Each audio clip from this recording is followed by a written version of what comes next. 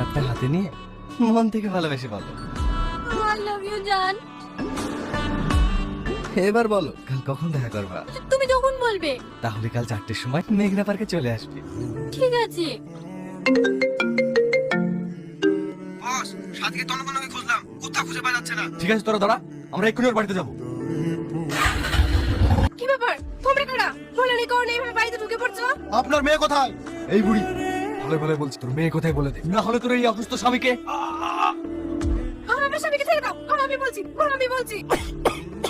আমার ভাইয়ের ছেলে জোর মধ্যে গেছে। আমাকে মিথ্যে কথা বলা? এই চল। এই তাহলে যাকো কেক কাট।